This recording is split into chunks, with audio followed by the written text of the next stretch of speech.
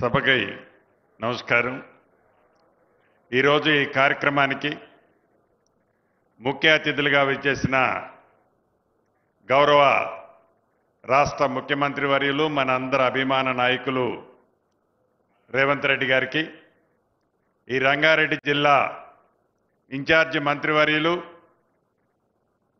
మా అందరికీ పెద్దన్న పెద్దలు శ్రీధర్ బాబు గారికి, అదే రకంగా గౌరవ ఎమ్మెల్సీ గారికి, గౌరవ మేయర్ గారికి, అదే రకంగా ఈరోజు ఈ ఇంటిగ్రేటెడ్ సబ్ రిజిస్ట్రార్ ఆఫీసులు శ్రీకారం చుట్టే దాంట్లో భాగంగా ఈ ఆఫీసుని కన్స్ట్రక్షన్ చేయడానికి ముందుకు వచ్చిన అపర్ణ కన్స్ట్రక్షన్స్ మేనేజ్మెంట్ వారికి, గౌరవ స్టాంప్స్ అండ్ రిజిస్ట్రేషన్స్ ఐజీ గారు వారి టీం అందరికీ, గౌరవ కలెక్టర్ గారికి, వేదిక మీద ఉన్న కార్పొరేటర్లందరికీ, గౌరవ వేమ నరేందర్ రెడ్డి గారికి, ముఖ్య నాయకులకి, చైర్మన్లకి, ముఖ్య నాయకులకి, ఈనాడు ఈ కార్యక్రమానికి హాజరైన పుర ప్రముఖులకి, మీడియా మిత్రులకి అందరికీ మనస్ఫూర్తిగా హృదయపూర్వక నమస్కారాలు, వందనాలు.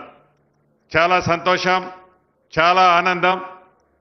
తెలంగాణ రాష్ట్రంలో మార్పు కావాలని, అది ఇందిరమ్మ రాజ్యంతోనే సాధ్యమని రాష్ట్ర ప్రజలందరి దీవెనలతో తెలంగాణ రాష్ట్రంలో ఇందిరమ్మ ప్రభుత్వం వచ్చిన తర్వాత గౌరవ ముఖ్యమంత్రి రేవంత్ రెడ్డి గారి నాయకత్వంలోని మన ప్రభుత్వం అనేక అభివృద్ధి కార్యక్రమాలు, ముఖ్యంగా జిహెచ్ఎంసీ పరిధిలో కని విని ఎరగని రీతిలో అనేక మార్పులు తీసుకొస్తూ తెలంగాణ పేద ప్రజలకు ఏవైతే ఎన్నికలకు ముందు ఇచ్చిన మాటల్లో భాగంగా సంక్షేమ కార్యక్రమాలను కూడా రాష్ట్ర ఆర్థిక పరిస్థితి సహకరించకపోయినా ఇచ్చిన ప్రతి మాటని తూచా తప్పకుండా పేదవాడికి అందించాలనే తపనతో ఈ ప్రభుత్వం, మన ప్రభుత్వం అందిస్తూ అభివృద్ధిలో కూడా ఎక్కడా కుంటి పడకుండా ఉండే విధంగా ఈనాడు జిహెచ్ఎంసీ పరిధిలో కానీ కోర్ అర్బన్గా మనం ఈనాడు పిలుచుకుంటున్న ఓఆర్ఆర్కి ఇన్నర్ సైడ్ ఉన్న ప్రతి ప్రాంతాన్ని, ప్రతి అంగుళాన్ని అన్ని రకాలుగా అన్ని దిశలలో ఈ ప్రభుత్వం అభివృద్ధి చేసే దాంట్లో వడివడిగా ఆర్థిక పరిస్థితి రాష్ట్రంలో సహకరించకపోయినా జిహెచ్ఎంసీ పరిధిలో ఈ కోరు అర్బన్ ప్రాంతాన్ని అభివృద్ధి చేసే భాగంగా ఈనాడు ఈ ప్రభుత్వం ఎలా పనిచేస్తుందో మీరు చూస్తున్నారు. ఆ ఫలితాలన్నీ ఒక్కొక్కటి ఈ రాబోయే కొన్ని రోజుల్లో జిహెచ్ఎంసీ పరిధిలో ప్రాంతంలో నివసించే ప్రజలతో పాటు తెలంగాణ రాష్ట్రంలో నివసించే ప్రతి పేదవాడికి, ప్రతి రైతన్నకి, ప్రతి ఆడబిడ్డకి ఈ ప్రభుత్వం ఈనాడు చిత్తశుద్ధితో అందించే దిశలో ఈ ప్రభుత్వం ఈనాడు నడుస్తుంది. ఈ అభివృద్ధిలో భాగంగానే ఏదైతే ఇంటిగ్రేటెడ్ సబ్ రిజిస్ట్రార్ ఆఫీసులను ఏర్పాటు చేయాలని ఒక మంచి ఆలోచనతో గౌరవ ముఖ్యమంత్రి గారిది ఈ ఆలోచన కూడా అనేక పర్యాయాలు ముఖ్యమంత్రి గారు నాకు సూచనలు, కేబినెట్లో సూచనలు ఇచ్చి, చూడండి ఈ జిహెచ్ఎంసీ పరిధిలోని అంటే ఓఆర్ఆర్ ఇన్నర్ సైడ్లో 39 సబ్ రిజిస్ట్రార్ ఆఫీసులు ఉన్నాయి. ఈ 39 సబ్ రిజిస్ట్రార్ ఆఫీసులో రాష్ట్రంలో వచ్చే రెవెన్యూ మొత్తం ఈ సబ్ రిజిస్ట్రార్ల ద్వారా వచ్చే దాంట్లో 62-63% రెవెన్యూ వచ్చే ప్రాంతం ఈ ప్రాంతం. మనం అనేక సబ్ రిజిస్ట్రార్లో చూస్తుంటాం. ఈ ప్రభుత్వం రావడానికి ముందు ఏదైతే మనం స్లాట్ సిస్టమ్ ఎలకేషన్ చేయకముందు, స్లాట్ సిస్టమ్ ఏర్పాటు చేయకముందు సబ్ రిజిస్ట్రేషన్స్కి రిజిస్ట్రార్ ఆఫీసులకు వెళ్ళి వయసు మళ్ళినోళ్ళు 70 సంవత్సరం 80 సంవత్సరాలు ఉన్నవాళ్ళు, చిన్న పిల్లలతో వెళ్ళిన తల్లిదండ్రులు, అనేక ఇబ్బందులు వ్యాధులతో ఉన్నవాళ్ళు రిజిస్ట్రేషన్ చేయటానికి పోతే ఉదయం 10ంటికి పోతే సాయంత్రం 4ంటి దాకా కూడా సబ్ రిజిస్ట్రార్ ఆఫీసుల్లో కూడా కూర్చోటానికి చోటు ఉండదు. చెట్ల కిందనో, ఆ పుట్టల పక్కనో, ఏదో ఆ రోడ్డు పక్కనో చాలా ఇబ్బందులు పడుతున్న పరిస్థితి గౌరవ ముఖ్యమంత్రి గారు ఈ ప్రభుత్వం గ్రహించి రాష్ట్ర ప్రభుత్వం మీద భారం పడకుండా, రాష్ట్ర ప్రభుత్వం నుంచి ₹1 కూడా ఖర్చు లేకుండా ఏవైతే జిహెచ్ఎంసీ పరిధిలో ఫేజ్ 1 కింద ఈ 39 సబ్ రిజిస్ట్రార్ ఆఫీసుల బదులు 11 సబ్ రిజిస్ట్రార్ ఆఫీసులు ఇంటిగ్రేటెడ్ ఆఫీసుల్ని ఏర్పాటు చేసే విధంగా మొదటి విడతగా ఈనాడు ఇక్కడ 4 సబ్ రిజిస్ట్రేషన్లకు సంబంధించిన ఆఫీసుల్ని ఇంటిగ్రేటెడ్ చేసి 6 సబ్ రిజిస్ట్రార్లు ఉండే విధంగా సుమారు 50,000 చదరపు అడుగులతో 3 ఎకరాల స్థలంలో 300 కార్ల పార్కింగ్ ఉండే విధంగా అన్ని అంగులతో, అన్ని అంగులంటే 5 స్టార్ ఫెసిలిటీస్ అన్నిటినీ ఏర్పాటు చేసే విధంగా ఈనాడు ఇక్కడ ఈ ఇంటిగ్రేటెడ్ రిజిస్ట్రార్ ఆఫీసులు ఏర్పాటు చేయడం జరుగుతుంది.